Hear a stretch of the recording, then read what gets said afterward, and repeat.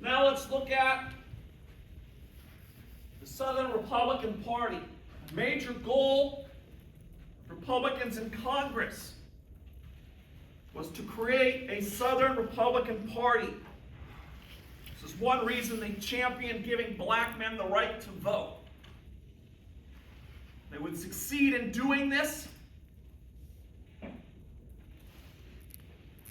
run Southern governments for several years after the war. The Southern Republican Party was comprised of three groups. Black men made up 80% of the party in the South. They were almost all landless ex-slaves. But their leaders, their black leaders, came primarily from the elite strata of the community.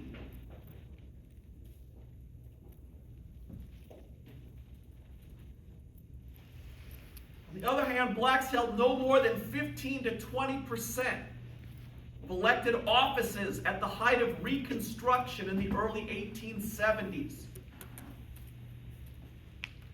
Though they held nearly every type of office.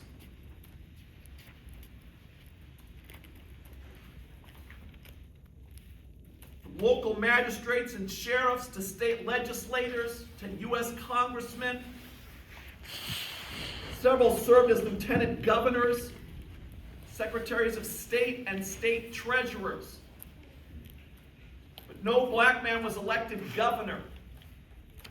And only South Carolina did blacks achieve a majority in the state legislature. After Reconstruction was over, white conservatives would spread a myth of Negro rule. But it was only that, just a myth.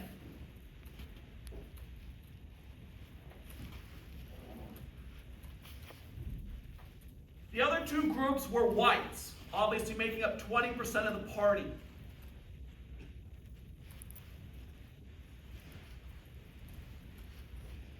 But they dominated the party's leadership.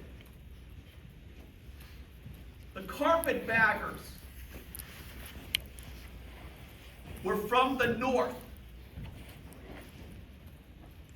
who came south after the war, looking for economic and political opportunities.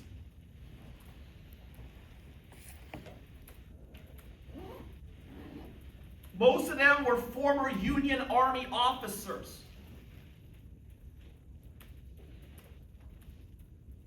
Although some were teachers, Freedmen's Bureau agents, even some ministers.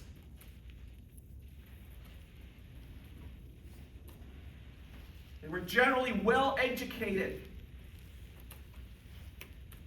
And most of them practiced professions like law, medicine, and engineering.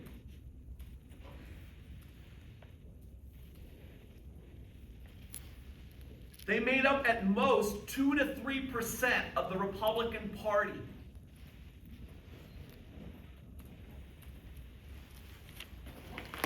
But they made up 30% of Republican office holders.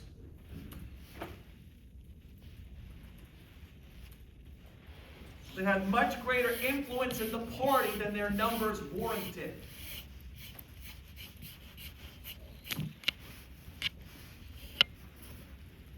The final group of whites and the third group in the triumvirate were the scalawags.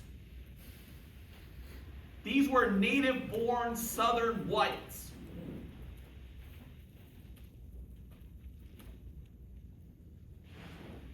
Before the war, most of them had been Whigs. They saw the Republican Party as the natural heir to the Whigs.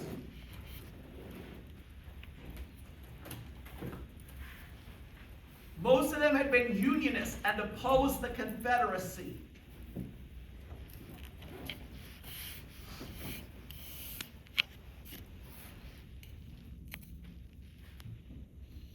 Thus, they were less likely to have fought for the Confederacy. The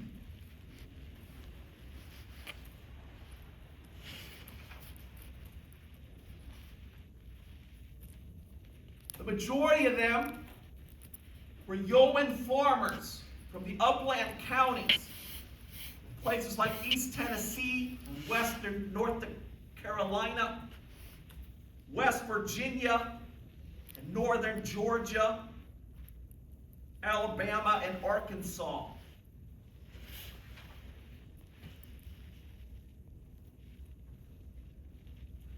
They wanted to modernize the South's economy by providing government aid to internal improvements and education.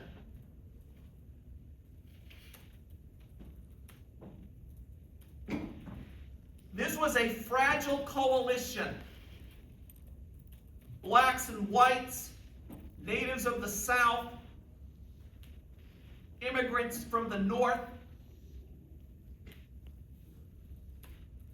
illiterates and college graduates.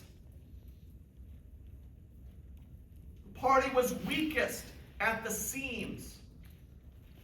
The scalawags were prone to defect because of their vulnerability to the charge of race treason.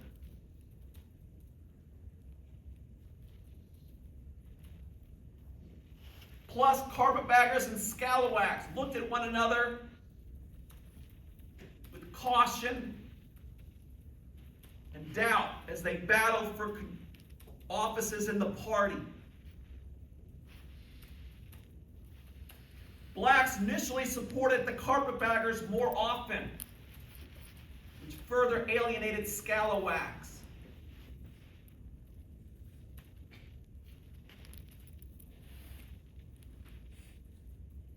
Furthermore, as blacks sought more office and thus became more visible, it alienated both groups of whites.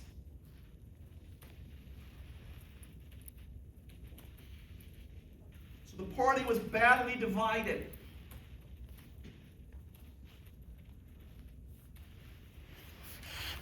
As we'll see in the 1870s, when they faced a violent counterattack, it would fall apart.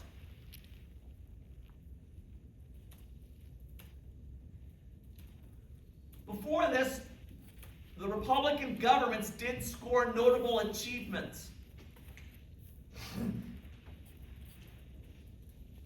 They established the first statewide public school systems for both races in the South.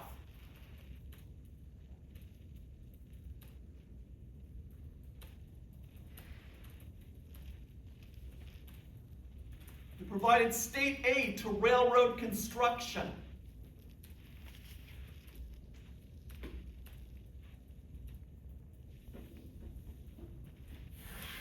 Rebuilt levees, bridges, roads, public buildings, and other facilities destroyed by the war.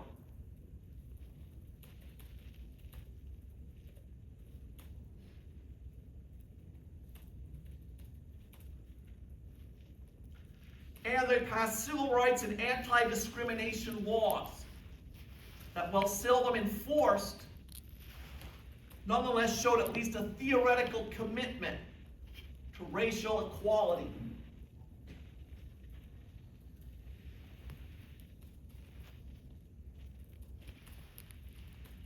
To pay for this, they had to raise taxes. And although the tax burden was not as high as in the North, it was higher than before the war and caused resentment.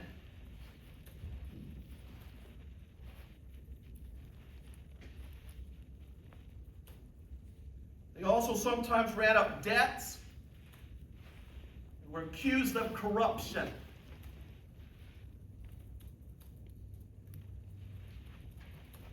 While there was some corruption, again, it was not as bad as in the North.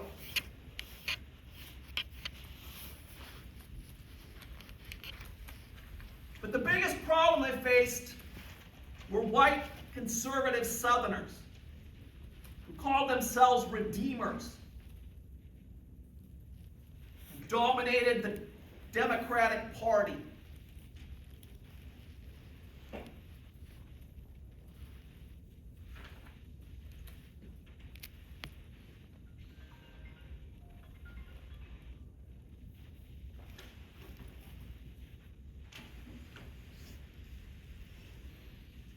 The Redeemers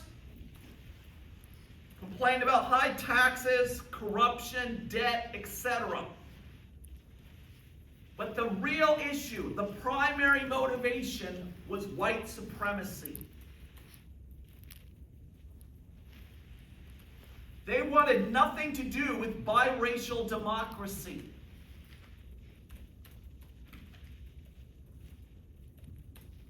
And saw efforts to promote black rights as a threat to the core Southern white identity. They rejected black power in any form, seeing it as a violation of the natural order of things.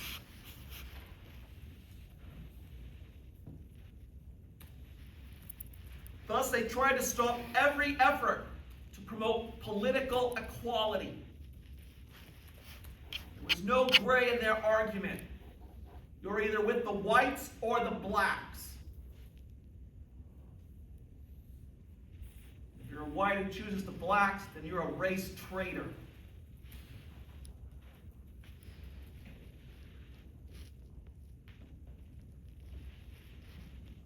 The Redeemers would mount an attack to topple the Reconstruction governments in the 1870s.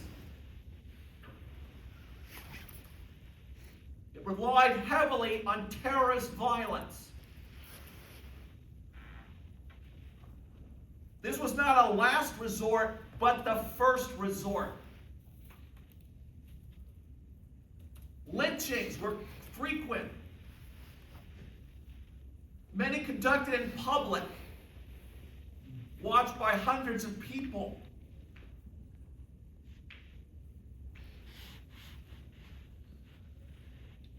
Violence was always worse as elections approached, as they used violence to intimidate blacks and white Republicans and prevent them from voting.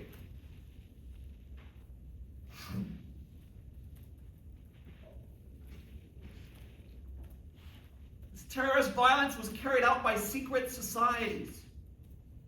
The most infamous was the Ku Klux Klan, or the KKK.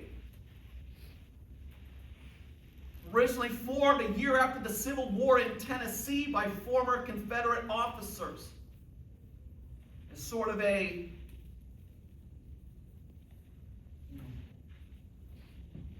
soldiers' association. It morphed by the end of the 1860s into a hooded terrorist organization.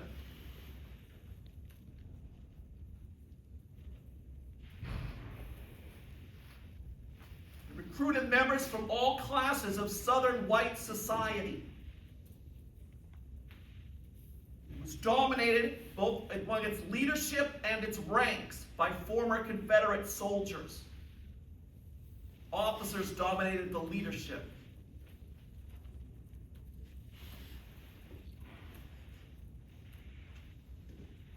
It was dedicated to the preservation of white supremacy.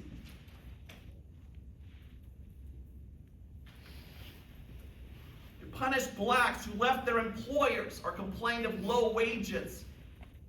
It whipped teachers of black schools and burned down their schoolhouses. But above all, they terrorized and murdered Republican leaders and voters.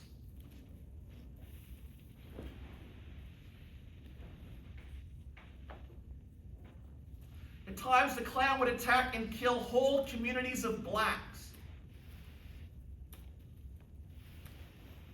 In 1871, in Meridian, Mississippi, the Klan invaded a court hearing of 3 blacks charged with inciting other blacks to violence, shot 2 of the defendants and the judge, a white Republican, and then went on a rampage in the town, killing as many as 30 blacks, including almost all the local black leaders.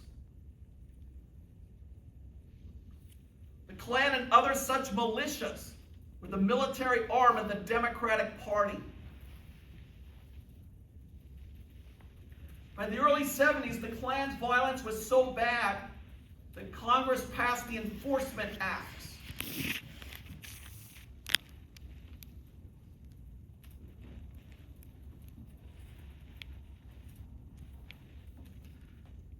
These acts made interfering with voting rights a federal offense.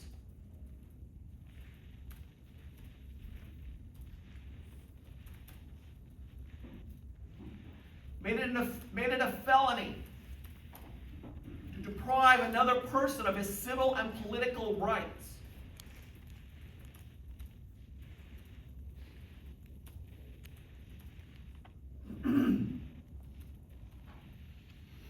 Authorized the president to use the army to enforce these laws.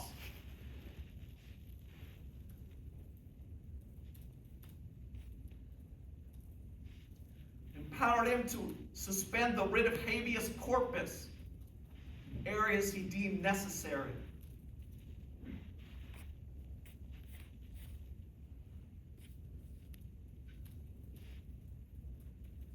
The Grant administration used these laws to crack down on the Klan.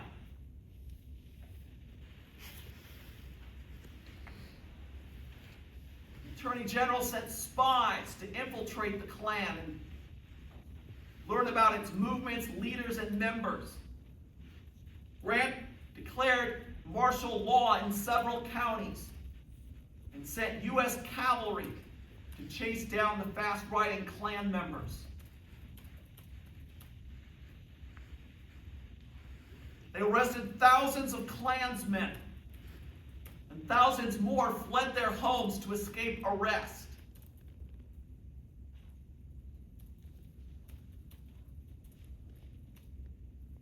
The goal of suppressing the Klan was largely accomplished. The election of 1872 was the fairest and most democratic presidential election in the South until 1968.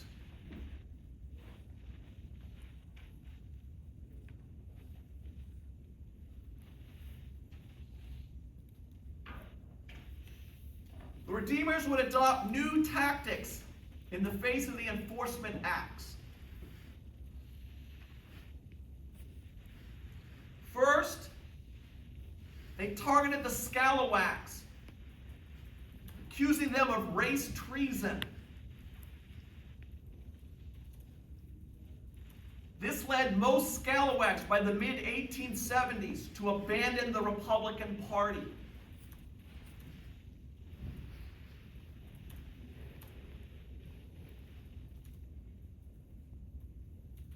Second, they organized previously apathetic white voters and got them to the polls.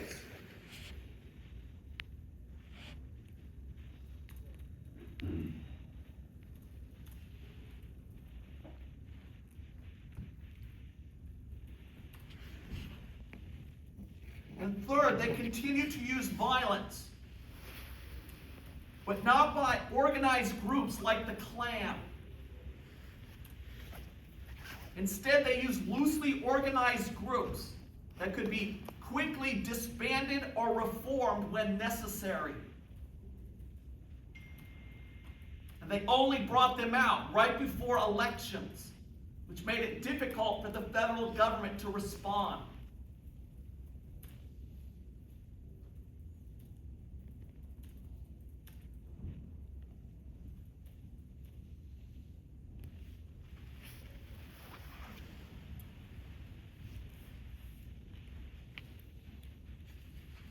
Now let's look at some important things that were happening in the North that would impact Reconstruction. In 1868, Grant was elected president. I said his campaign theme was "Let us have peace." Many hoped that his presidency would focus on issues that have been ignored or pushed aside due to the war and Reconstruction. Presidency that began in a great deal of goodwill and hope would by its end be viewed as a failure, especially due to growing corruption.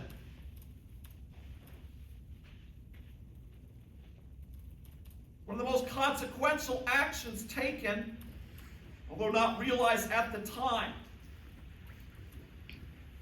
is the decision to put the U.S. on the gold standard. This meant only gold would be used as a form of money. Silver would no longer be used.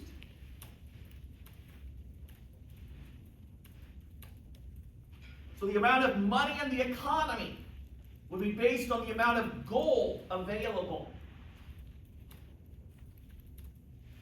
Since gold is relatively rare, this shrunk the money supply, causing deflation, falling prices and wages.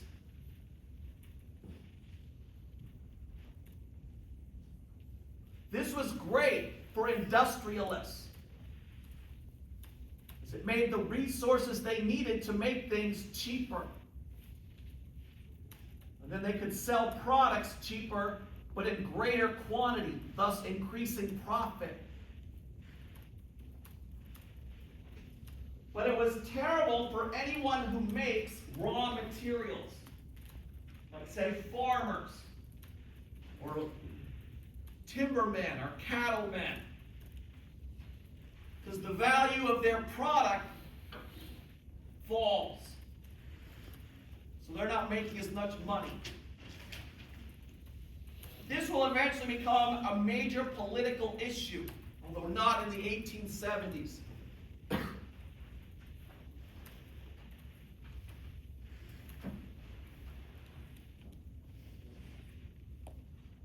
Grant administration would eventually become infamous both in its time and afterwards for a series of scandals that plagued his administration.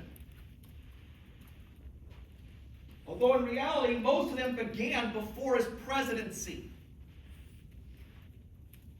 Were actually brought to light and stopped by the Grant administration. But it would tar his presidency nonetheless. The first of these involved a speculator named Jay Gould, who would later become famous for investing in railroads. In 1869, he and some allies tried to corner the gold market. That means they secretly began buying gold. Their goal was to drive up the price, so then they could sell their stock for a huge profit. For this to work, they wanted to prevent the Treasury Department from releasing gold, which would drive down the price. And so they brought in, as part of their group, Grant's brother-in-law.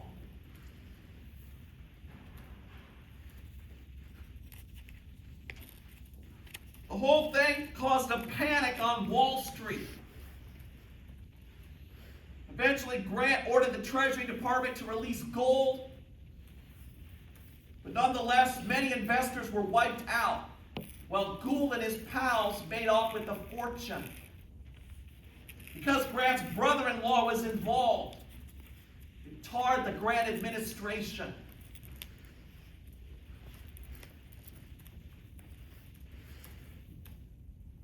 Then there was the Credit Mobilier. This involved the construction of the Transcontinental Railroad. The men financing its construction created this company, the Credit Mobilier, which they claimed was a construction company, which was helping to supply the building of the railroad. It was all a lie. It was a way for them to basically siphon money from one area through this company into their pockets. It's a way for them to steal money from the railroads. To protect it, they bribed numerous congressmen, senators, and Grant's vice president.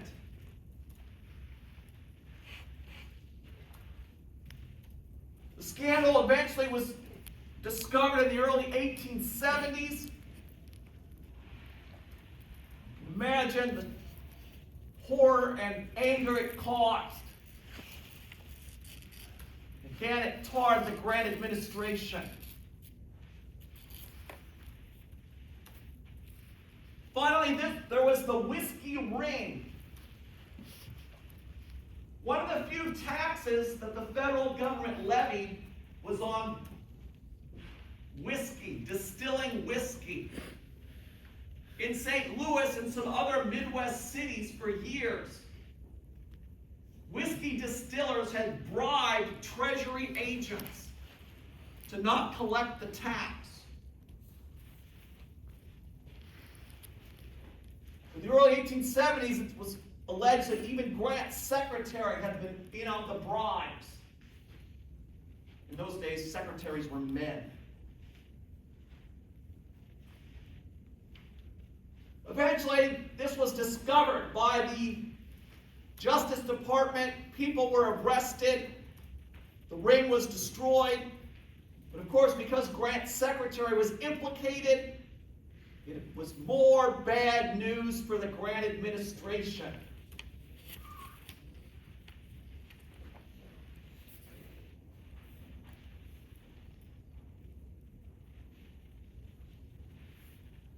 Then came the Depression of 1873.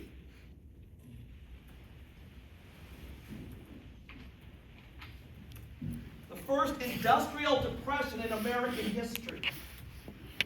What we mean by that is that this depression arose out of industrial America, not like previous depressions, which had come out of land and agriculture. The cause was a major bank that was financing the construction of a transcontinental railroad from Minnesota to Washington State, went bankrupt. This caused a panic on Wall Street that plunged the nation into depression. Thousands of businesses and banks went bankrupt. Unemployment soared. There's no official numbers, but historians estimate it was probably at least 15%. And in some industrial states, it was probably twice that. There was terrible labor management violence.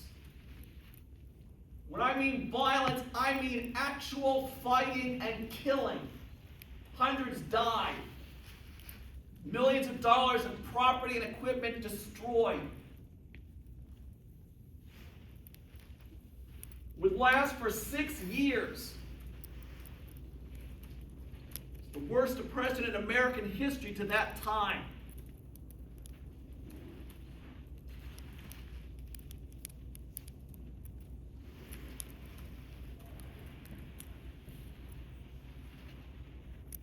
Corruption in the White House and the Depression had a destructive effect on Reconstruction.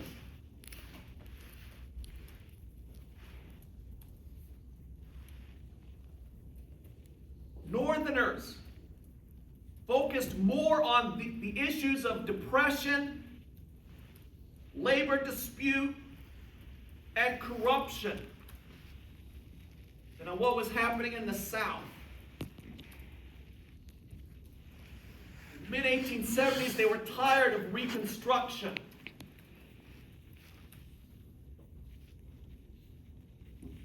began to focus on these other issues that seemed to have a more direct, visible, and immediate impact on them. Yes? Is this the Northerners or the Southerners? Northerners, Northern whites. Without their support, Reconstruction collapses. To many Northern whites, it seemed that it was time to just let the South take care of itself.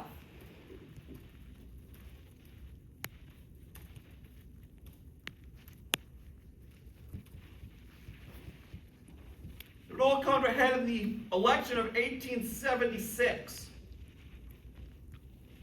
which should have been a sure thing for the Democrats, considering the Depression and the corruption.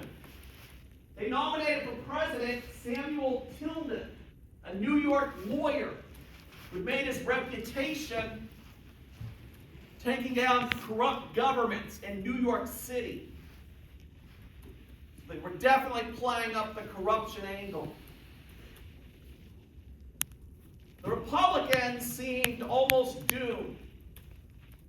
They ended up nominating Rutherford B. Hayes, a former Union general and governor of Ohio, who had a reputation for honesty.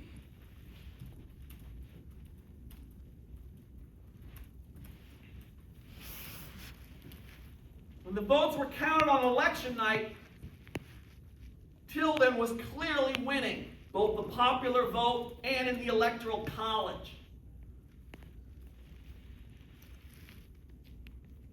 It seemed as if he was surely going to win. He was only a single Electoral College vote away from victory.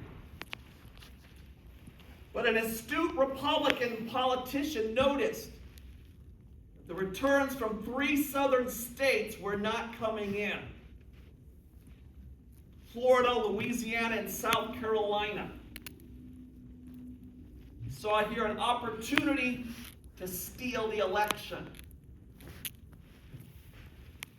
Hayes needed to win all 3 states.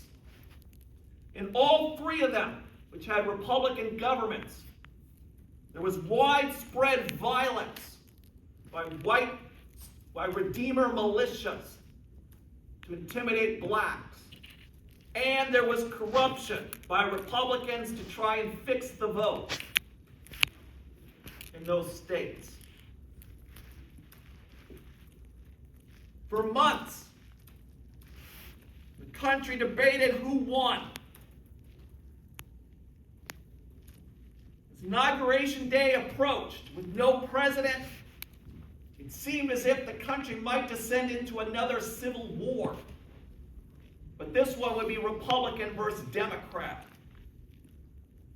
Finally, a compromise was agreed to, which historians in the 20th century called the Compromise of 1877. It was made between representatives of Hayes, so Republicans, and Southern Democrats. Southern Democrats agreed to accept Hayes as president. So they're going to throw Tilden under the bus. Well, they didn't have buses, so I guess the wagon.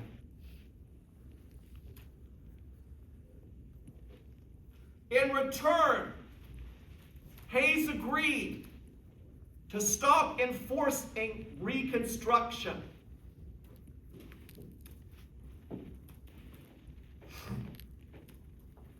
And allow those 3 southern states, which would vote for Hayes as president, to nonetheless be taken over by Redeemer Democrats.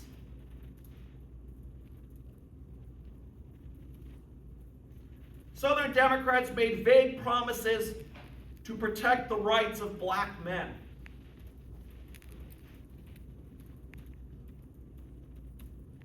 Thus, this compromise settled the election and effectively ended Reconstruction. As when Hayes became president, he ordered all soldiers in the South to return to their barracks and not enforce Reconstruction. And surprisingly, there would be no immediate attack on black men's rights.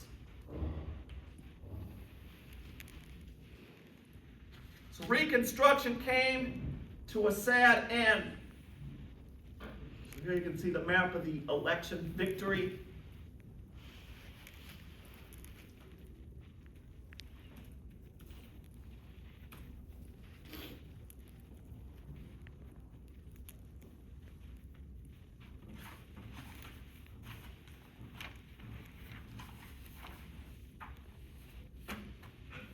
The big story outside of Reconstruction of post-war America was the rise of industry and big business.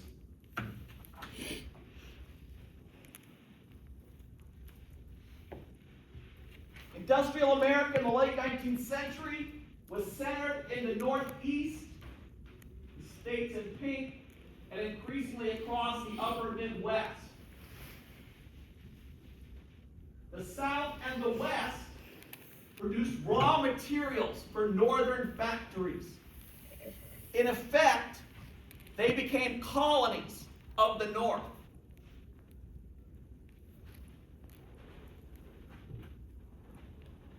As northern industry came to dominate the economy and the nation.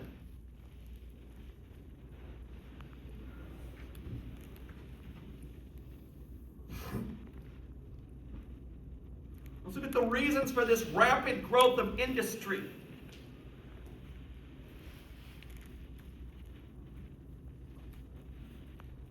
There are 5 reasons. First, new technology.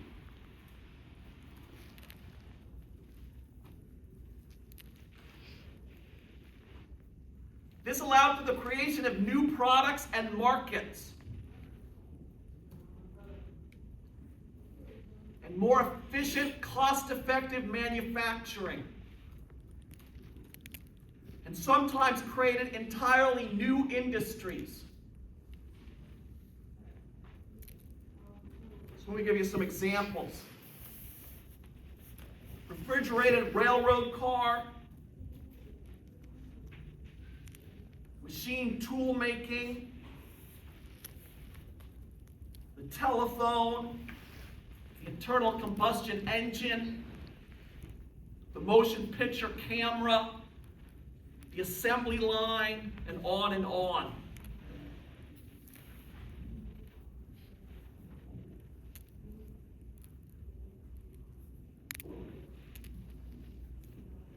Second,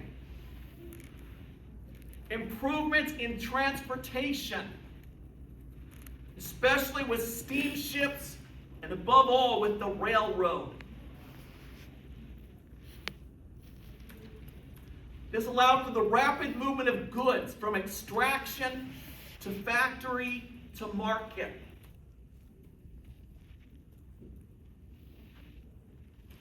It allowed U.S. businesses to reach beyond local and regional markets to create a truly national, even continental market.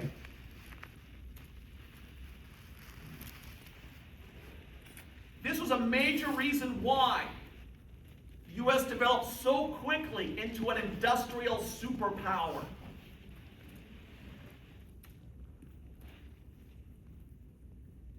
Manufacturers did not have to look overseas for markets. They could develop them within the continental United States with a uniform system of laws.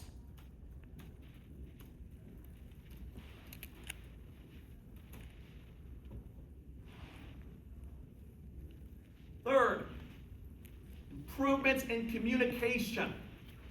Here we're talking about the telegraph, which we've already mentioned before, and the telephone.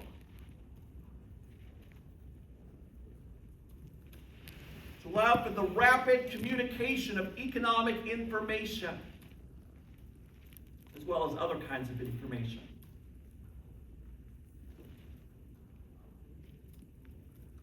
Four, something I mentioned a few minutes ago, deflation.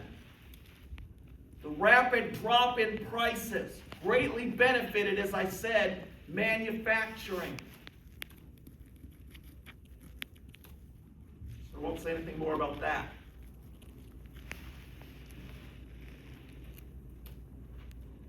Finally, 5, ferocious competition. This drove the previous 4 factors. To meet competition, you needed new technology, faster transportation and communication, and lower prices.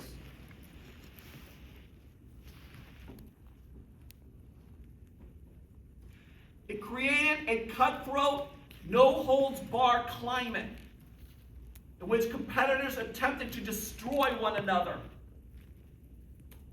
to control the market and increase profits.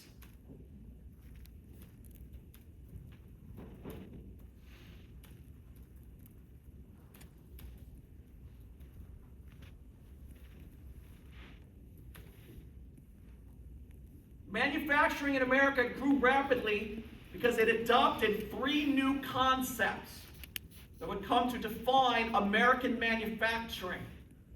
Foreigners would call it the American system of manufacturing. The first of these factors is economies of scale.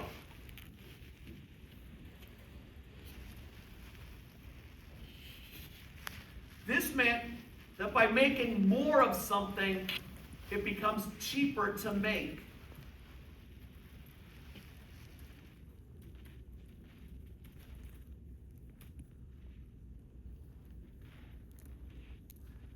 Second, division of labor. Instead of having 1 or 2 people make a product, as in the old artisan system, now you divide the labor up among a dozen or more people, each of whom does one specific task. This allows a product to be made faster and cheaper, because although you've got more people working for you, you pay them much less.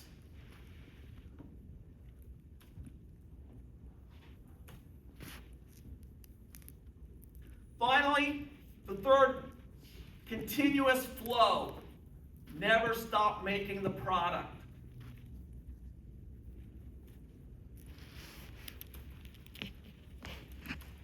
So the idea was that a product could be made more cheaply by making more of it and making it every minute all year round.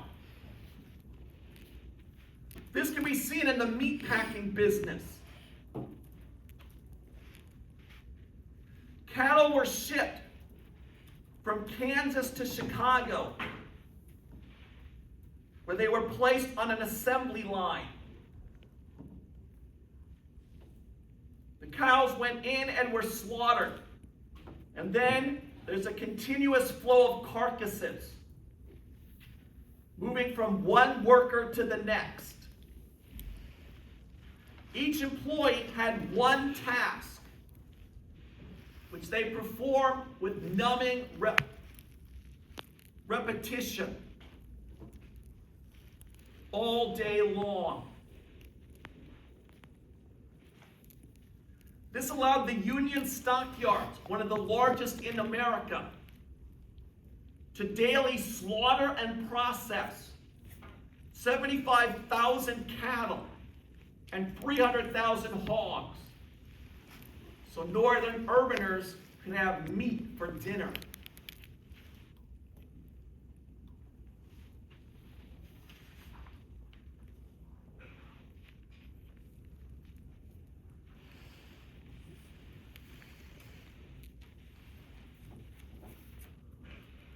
Oh, there's still hope for me finishing this slide in 5 minutes, 4 minutes.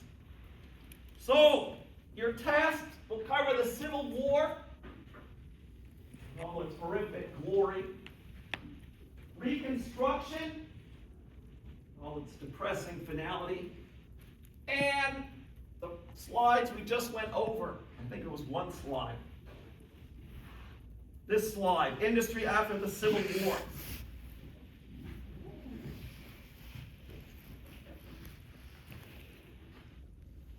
Any last questions? So remember, we meet a week from tomorrow at 10:30. Bring your Scantron and pencil. If you have any questions, please contact me. Thank you for taking the class. I've enjoyed it. Hope you've enjoyed it as well. Have a good day.